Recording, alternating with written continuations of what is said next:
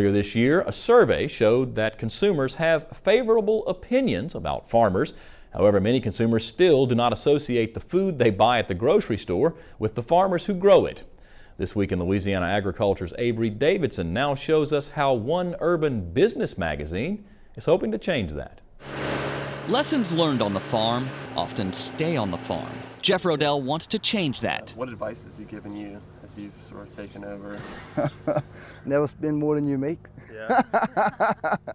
Rodell is the entertainment editor for 225 magazine in Baton Rouge. Do you do things a little bit differently than your dad and grandfather did? With pen and pad in hand, he's breaking away from his usual beat of music and movies to come here to Youngsville, where the area code is 337. I picked up 1,800 acres from him.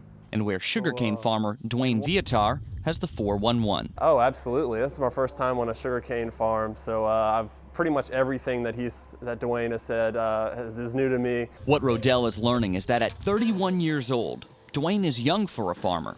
The average age is just under 58 and climbing. And that's not the only number going up. Tractors that cost 15 grand at one time are now being replaced by harvesters with the price tag of $273,000. If a producer is not a good businessman, if he's not out of business yet, he will be soon. Right behind this fence, there was a road that took off right across here, right across back of where my pool is, was a turn road. It came that close to the house. It's in Bachelor at Kenny Self's farm, where Rodell finds out how much farmers are now paying for fuel. The one I just bought was $32,000. That's the obstacles we're facing. Yeah. Right now, we're seeing commodity prices that have followed, well, in corn and soybeans, that have followed the price of fuel up. Yeah.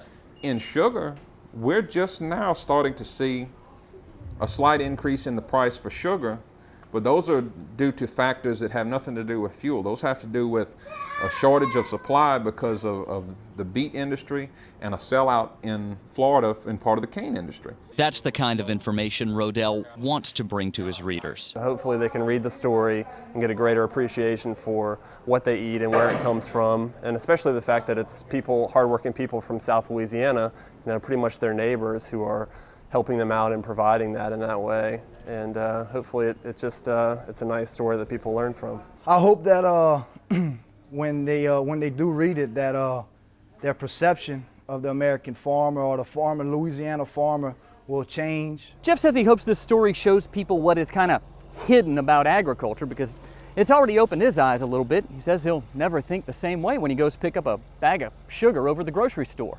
Totally. I'll think of Dwayne, absolutely. And then that's how it should be, because it doesn't just appear out of thin air like a lot of young people think. They just take it for granted. And hopefully we go through life taking fewer things for granted, and hopefully this story will help that.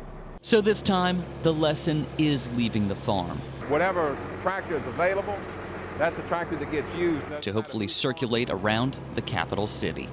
I'm Avery Davidson for This Week in Louisiana Agriculture. Jeff's story will appear in the September issue of 225 magazine. If you live in the Baton Rouge area, you can pick up a copy when it hits the newsstands, or you can visit the twilatv.org site and we'll link you to the 225 website.